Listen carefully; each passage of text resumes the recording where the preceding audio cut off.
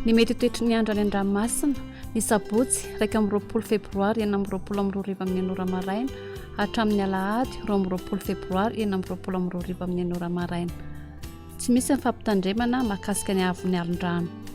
Ho an'ny morontsiraka atsinanana tanjon'ny bombaomby hatrany amin'ny tanjona angotsy andrahona mahalana ho avy atsimo atsinanana na atsinanana ny rivotra ka ho folatra amin'ny 20 km isan'ora adiny mpanonja ny ranomasina avy ny onja anodidina 2 metatra.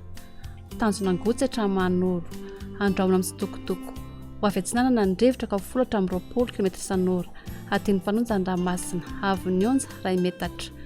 Manoro hatrany tolanaro andrahona vitsy ho avy atsinanana na avaratra atsinanana ny rivotra ka ho folatra amin'ny 30 km isan'ora anonja be ny ranomasina avy ny onja 2.5 hatramin'ny 2.9 metatra. Tolanaro hatrany amin'ny tanjona volomena andrahona amin'ny sitokotoko ho avy atsinanana na atsimo atsinanana ny rivotra ka ho 20 hatramin'ny 30 km isan'ora anonja be ny ranomasina avy ny onja 2.5 hatramin'ny 2 metatra. Misy alin-drano madinika avy atsimo. Ho an'ny morontsiraka andrefana tanjona vohimena hatrany amin'ny tanjona kapo ho maina amin'ny akapobeny ho avy atsimo na atsimo atsinanana ny rivotra ka ho 20 hatramin'ny 30 km isan'ora anonja be ny ranomasina avy ny onja 2.5 hatramin'ny 2 metatra.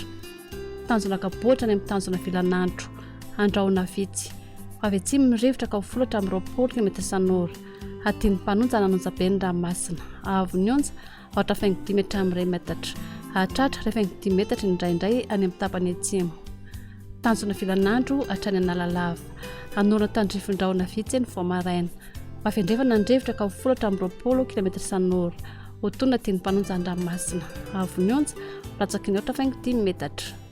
Analalava hatrany amin'ny tanjona bombaomby andrahona mahalana ho avy andrefana ny rivotra ka ho folatra amin'ny 20 km isan'ora ho tonga adiny mpanonja ny ranomasina avy ny onja latsaky ny 2.5 metatra.